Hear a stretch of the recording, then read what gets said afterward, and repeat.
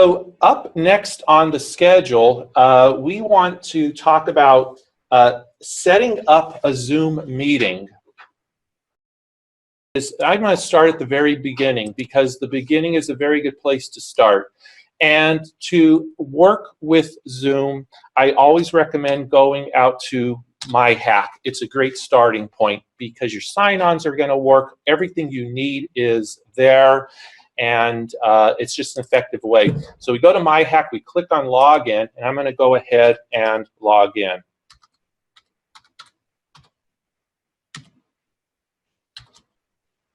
And here we are. We're on. We're all familiar with this. With our HACC landing screen. And to begin working with Zoom, we're going to come over here to the leftmost column, and you're going to see a link here for Zoom video conferencing. I'm going to go ahead and click on that, and a little drop down appears. Now, we're not going to visit there right now, but just so you're aware, when you come here, there is a link for training resources, all kinds of great information on how to use Zoom. These actually will supplement and correspond with much of the training on Zoom that CDI is providing in the Faculty Resource Center. But that's something that you can check out. I'm going to go ahead. So we're here under Zoom video conferencing. I'm going to click on Zoom login. And here we are. We've got a couple choices here. For you as an instructor working with your class, you're going to want to come here to the third button, sign in. And so I'm going to go ahead, click, and poof, now I am in Zoom. You're going to notice, you'll see in the upper right-hand corner, that it will be your profile pic and that you are in fact logged in. We'll see here right now the meeting currently running is Remote Teaching Essentials with CDI. That's what we've got going on. And I've got a couple others. I was for a summer internship that CDI was hosting. I've always had regular meetings for that. When I was teaching Web 102, I had set up some office hours for my students. That was a virtual class.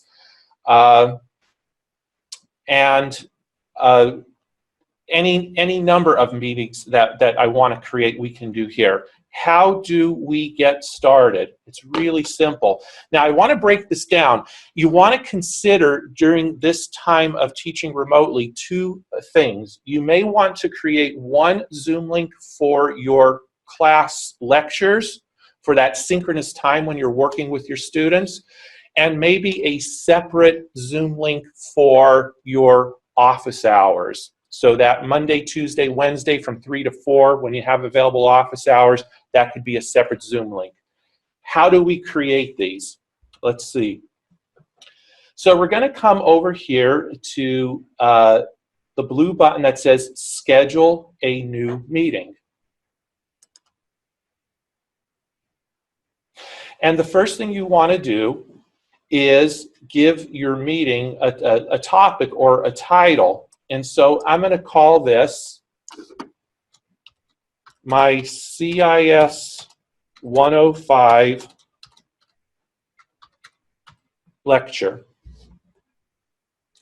Now, if you want to conduct this meeting at a specific time and on a specific day, you can identify what date you want. You could click on the calendar and identify whichever date.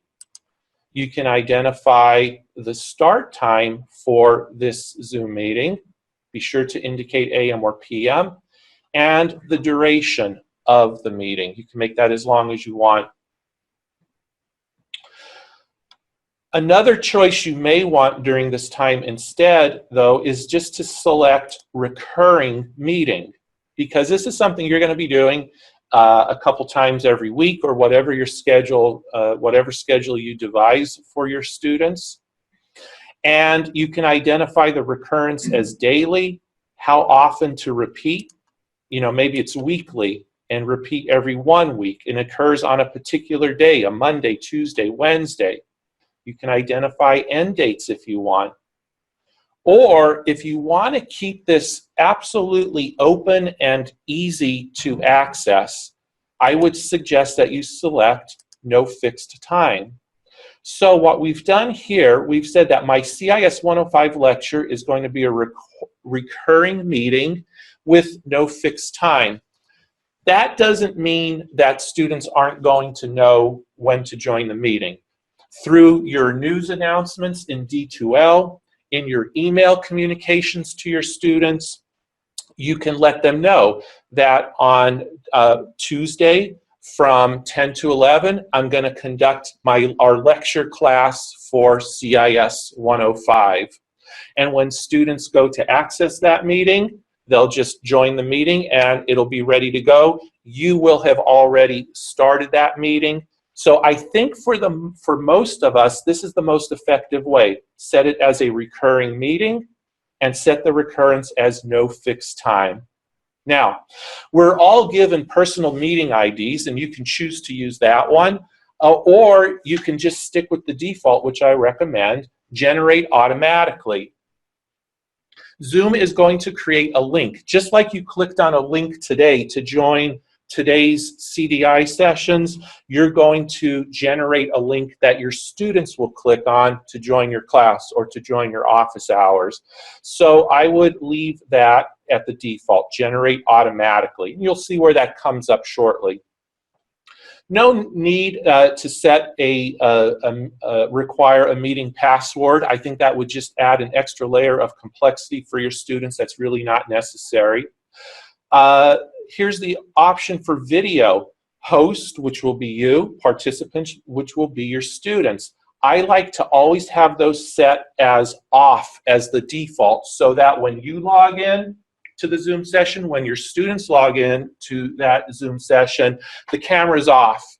So if you're still in your Yale sweatshirt, holding a coffee cup, and your hair's not quite fixed yet for the day, and that pops up on video, it might be a little distressing to your students, all right? So with the video being set is off, no worries.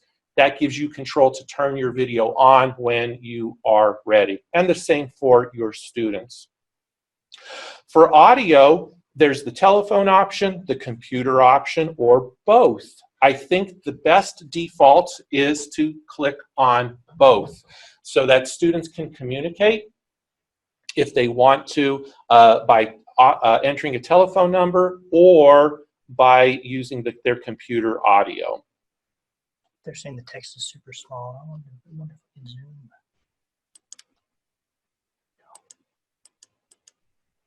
Beautiful. Thank you so much. All right. We have Chris Gable taking care of things for us here today. So shout out to Chris Gable. He's always helpful. And also Pete Miller on camera doing all the recording work for us. Gentlemen, thank you. I appreciate it. So for audio, we can stick with both. All right, meeting options. The default is to enable join before host, which means, all this means is that your students can get into that Zoom session before you show up. They're not going to see anything, nothing's going to be happening, but it just allows them to know the meeting's going on and they're in and ready. What you can also do is select mute participants upon entry. Again, so that when students are entering your class, if they're having conversations with their children or whatever the case may be, not everyone's going to be hearing that. So it's just a good default to allow them to enter with video off and their microphone muted. Now, a lot of people ask, Joe, what's the enable waiting room? Waiting room is a separate spot for your Zoom meeting. If you select enable waiting room, that means students will not go right into your Zoom session. They'll be held in a waiting room, kind of like that, kind of like the sitting area at the doctor's office before you get to see the doctor. The downside to this is you will need to allow entry for each student into your Zoom session. So I would suggest that for your general lecture Zoom meetings, I would not enable the waiting room. Just let your students come in. Now, for office hours, you may want to select enable waiting room because maybe you're working with student Bob and student Bob has some specific questions and student Sue is is also wanting to join your office hours. Sue would then be placed in the waiting room and would not be able to participate in the conversation going on between you and Bob. When you've concluded working with student Bob, then you can let student Sue out of the waiting room and into that Zoom session. So for office hours, I think waiting room is effective. Okay. Now, only authenticated users can join. I'm not quite sure, in full disclosure, what that exactly means, because your students are going to be joining from whatever location, from whatever IP address, and so you would not want to identify this as authenticated users. Again, you're just making the Zoom link available to your students anyways. They're the only ones who are going to see it. Now, as we've mentioned a couple times today, these sessions are currently being recorded. You have a couple options. If you want to record your class lectures, and I suggest that you do, I would click this button here, record the meeting automatically on your local computer. That means as soon as you jump into your Zoom session and it starts running, you can rest assured that it is being recorded.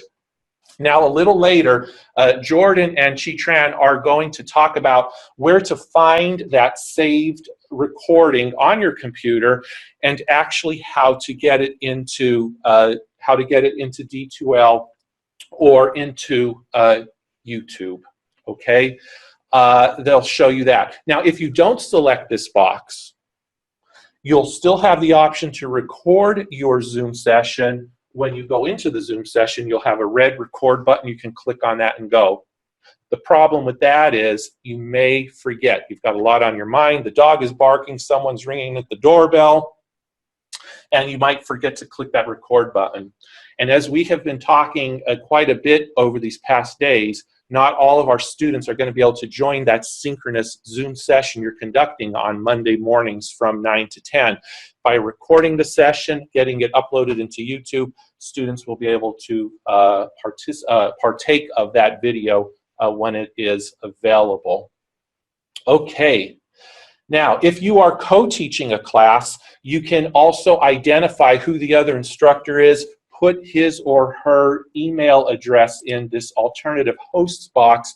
All that does is give that person the same ability to manipulate within that Zoom session as you have. If it's just you teaching, no worries. You don't have to enter anything there. Okay, so we've set up our basics here. I'm going to click the Save button. And here it is. It tells you what the name of your Zoom session is. It gives you the meeting ID. It gives you the URL, and this is what you'll want to share with your students.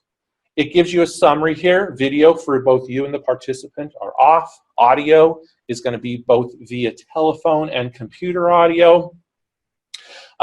You're allowing your students to join before you join. Participants, your students will be muted upon entry, and we're going to record the meeting automatically on your local computer.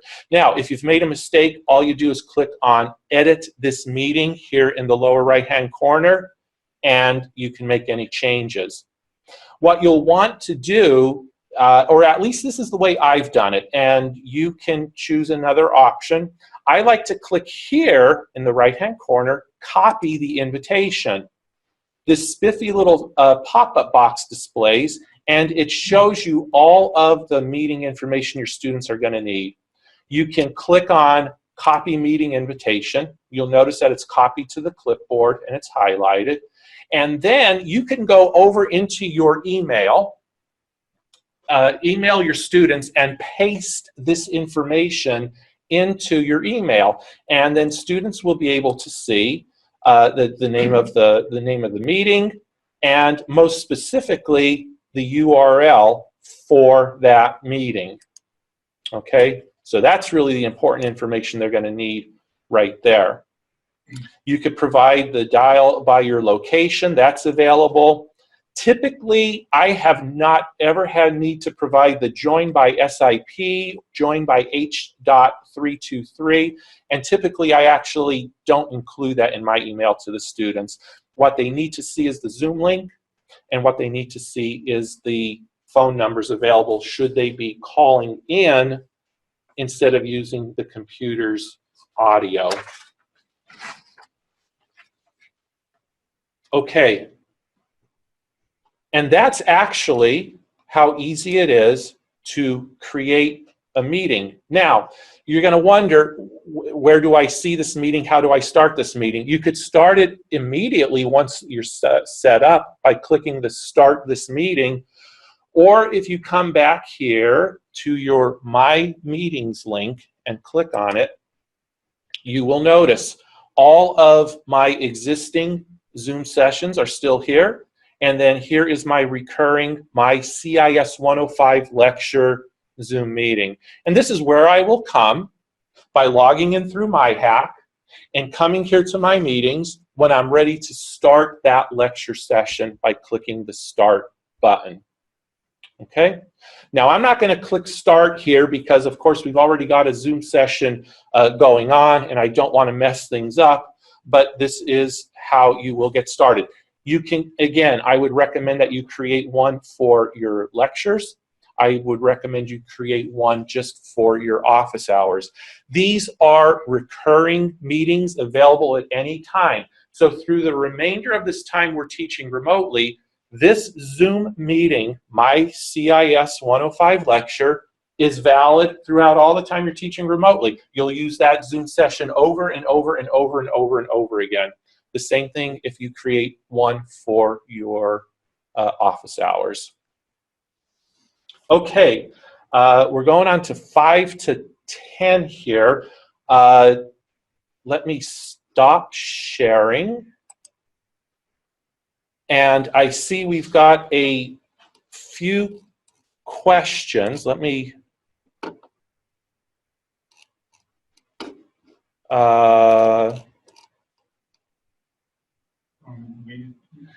yeah, can you guys, can you tell me where are we at here? Just can we pick, I think we started with, can we pick more than one date? 9:42. 9:42. Let me get down there. That'll help me out. Here we go. Can we pick more than one day? Yeah, absolutely. When you are recording, when you are setting up or scheduling a meeting, you could set it to reoccur every day if you want. And let me go back here to screen share, Dale. If we go back. Screen share. Oh, I'm sorry. No, you are. I'm sorry. Yes. No, I'm not. Yeah, you are. No, you're not. Yeah, you do share again. Get Zoom. Where'd Zoom go? My best. Here you go. Oops. I messed you up. Click in Zoom. Let me do this. Yeah, you didn't. You double click. You didn't click that. There we go. Yes. So all I would need to do. Yep. All I would need to do is, let's say this is the CIS 105 lecture. I can click on it, and I can edit the meeting. And then again, if I want to, I could set the recurrence to be daily. And again, I could identify which days, repeat once a day, show them weekly, or show them weekly, and then you could identify which days you want. But I think what I would recommend though, if you're feeling like you want to set it for every specific day, again, if you just set it as a recurring meeting at any time, that link is available to you 24/7, 365 days out of the year. So there's really no need to do that. So let me actually cancel that. Next question is, what if our meeting goes past the time set? Will it get shut off? Some of them. Yeah, so I would first of all recommend, if you know you typically teach for 1 hour, I would go ahead and schedule that lecture Zoom session to be 2 hours. It gives you plenty of space in between.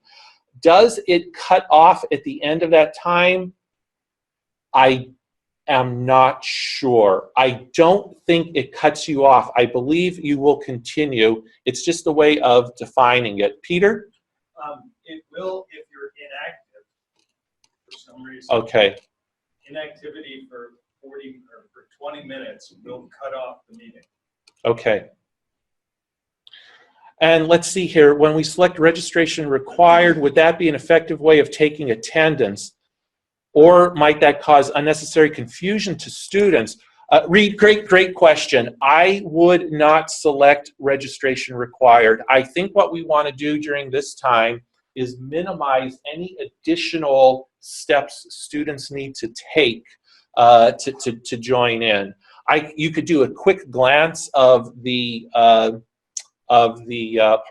participant list. You could do a screenshot of that if you wanted to, but I would not recommend registration required. And I see some of these are being answered here. So Chi Tran, Jordan, if you can kind of make sure I'm hitting the ones I need to. And again, Jennifer, where will these video recordings be posted? As Jason mentioned in his last session, we're going to send out a communication identifying links to all of these recordings.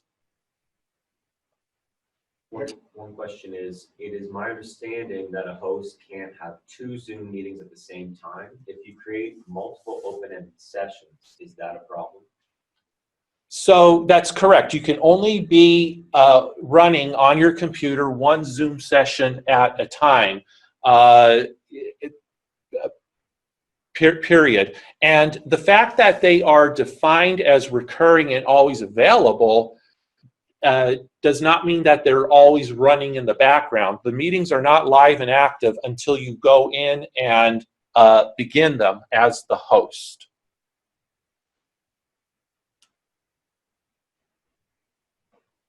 Okay. Next question is there a good way to make the recurring meeting link available to everyone? Where is a good place to post the link? I've been posting on my D2L newsfeed, but I'm worried it will get lost as more posts. Casey, that is an excellent question. And a little later today, yours truly is going to show you how to create a custom widget in D2L that is simply designed to be permanently placed on your D2L course homepage that will always display the link for your Zoom session. So we're going to cover that a little later on. It's an excellent question. Next question. How do students log into Zoom for these meetings? Yeah, so Lynette, that's a great question. So basically, students will simply click on that link. And they may need to, a window may pop up where they need to download something to make it work on their computer. It's very self-explanatory for them. They'll click the link, they'll load or activate what they need to, and up it displays. So there's really nothing additional that they have to actually sign into. Great question. Next question. Can students record without the instructor's consent? No. Students cannot record without the students cannot record. Now be mindful. You're right. So as Peter and Chris are telling me, they would need to be the host in order to do that. Now do keep in mind, if students have something like Camtasia or something on their computer and they choose to record something, of course there's always steps around that. But within Zoom, no, they would not be able to. Next question. Do we send this invitation every day before lecture or one-time link for all semester? Awesome question. What I would recommend is this. I would place it on your D2L homepage, either in a news item or, as I'm going to show a little later today, on a widget. It's always available. Then I would communicate to my students via email, letting them know at a particular time every day or on particular days of the week, we will be using that Zoom link for the sessions. There's no need to send an invitation every day. once and done because the link remains the same. That's related. So they don't need to put in a meeting ID. They will not need to put in the meeting ID as long as they click on the link you provide them. Next question. Would you recommend creating a widget in D2L for office hour Zoom link? Marianne, I sure would. I think that's an awesome idea. And again, later on, I'm going to show you how to do that widget. And actually, the way I have it set up, and I'll show it a little later on, I have a widget that says, hey, everybody, here's what to click on for our class lecture. And right below it, here's what to click on for our office hours. Great question. I do recommend that. Next question. Can you please point out where the copy meeting choice is in the upper right-hand corner? I don't see it. Yes. Let me share my screen. And yeah, actually, so here we are. Once we have created our meeting, you'll notice here, you can see where I'm pointing with my mouse, copy the invitation. If you're not seeing that on your computer for some reason, what you can also do is just go ahead and highlight and do a Control-C to copy it. That will work just as well to show the link, because ultimately that's what the students need. Next question. May I copy the Zoom meeting info in the D2L news message and have the students click on the link for the Zoom session there? Chi-Tran, can you read that to me one more time? May I copy the Zoom meeting info in the D2L news message and have the students click on the link for the Zoom session there? Yes, absolutely you can. Again, as others have pointed out, as you add additional news items, that's going to get pushed further and further down unless you repeat it in a new news item regularly. But yeah, you certainly can do that. Next question. Is there a cloud recording culture provided by HACC? I'm not aware that we provide that. I do not think we provide that, although I'm uncertain. That is something that you could send an email to. Jason would know the answer to that. I apologize, I don't know that answer. If the students are required to do a presentation during the class, do we need to include their email address in an alternative host for that particular day? Can you repeat that? What? Oh. They can't hear the questions. So you need to say the question. Okay, what's the timestamp on that? So I'm going to get 9:56. If students are required to do a presentation during the class, do we need to include their email address in the alternative host? No, actually, so that's a really good question, but no, you do not have to. All you'll do is allow them to share their screen. And all that means is you'll go up to their name in the participant list, you'll see a little button next to their name, you click on it, and you'll just say to allow screen sharing. So that's relatively straightforward. But you're right, that's all you'll need to do, not alternative host. I can demonstrate that. Bear with me here.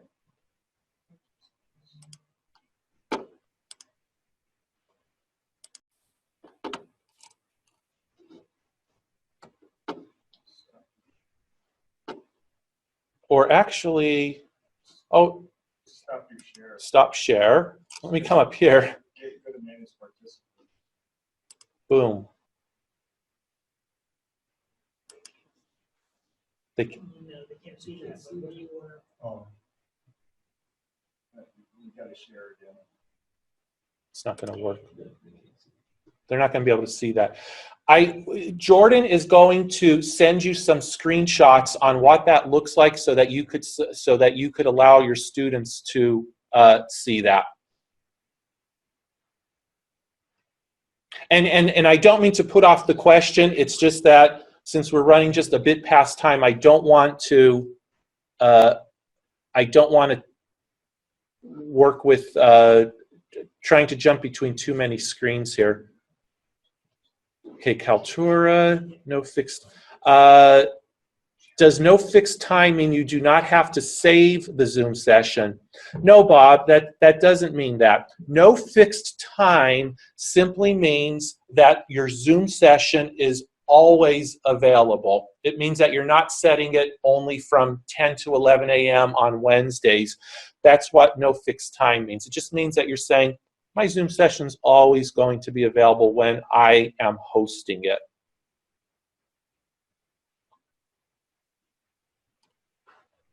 Okay, I plan to put it on my course homepage. Good, Mike Spring. Can I set up study groups or breakouts at the same time that I can pop into while students are working on collaborative projects? You can, by having some breakout rooms, and Jordan is going to talk about that in just a bit. But yep, you can certainly do that. Have you had reports on problems being able to access MyHack? Yes, I saw a bit about that yesterday in some emails. I know that IT support is aware of it and that it is being addressed. I do not know the current status of that. If you are still having trouble accessing MyHack, please do send an email to IT support so that they can assist with that. Okay. And yes, I apologize for not always repeating the questions here, so I'm just going to go down these myself. Are there generic instructions or a template that we can use to send to our students that clearly and simply explain how they might use Zoom? Are they listed anywhere? Absolutely they are. We have provided all kinds of training resources for students. Either myself or Jordan will show you where students can click on that once we're working within D2L.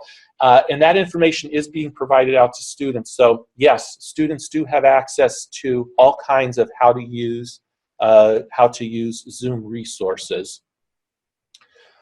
Melissa says, when you start, oh, for breakout sessions, great. Bianca says, I teach 2 classes, each on a different campus on a different day. Can I have a different Zoom link per class? Bianca, you sure can. You can set up as many Zoom meetings as you care to. And what I would recommend for your first class, I would create one Zoom link for lecture and one Zoom link for office hours. For your other class, you're going to create another Zoom meeting for that class and also for their office hours. Can you check? No, they were complaining of sound. Let's see. On D2L, there's a whole section of Zoom Direct. Yes. Change URLs now. Thanks, Debbie.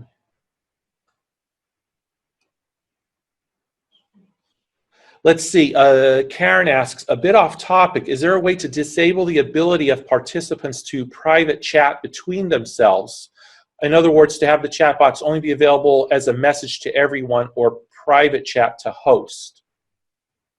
Yes, Jordan? You can, and I'm going to show that in the next Yep, there is a way to disable that, and Jordan's going to be showing you how to do that in our next segment. Casey's saying that we can't hear the questions. I'm hoping now that you actually can, because I'm just trying to read them here right in front of the microphone. And for those of you who are following along, Linda, I'm now jumping down to question from Chris at timestamp 10:05. Just to confirm that campus is open today, I need to get some music books from my studio in arts. Okay. And the last question from Mary, would it not be better to provide the training and then answer questions? Some of the questions seem to be coming in future trainings, and then we are getting off time schedule as well. So, you know, Mary, I think that's a fine point. We are running just a few minutes past. The good news is all of these next coming sessions are tied in directly to Zoom. Jordan's going to be taking over now, and we'll have a consistent experience now with the remainder of the Zoom questions, and then we'll have some time for Q&A there. All right, so without further ado, everyone, thanks for your time,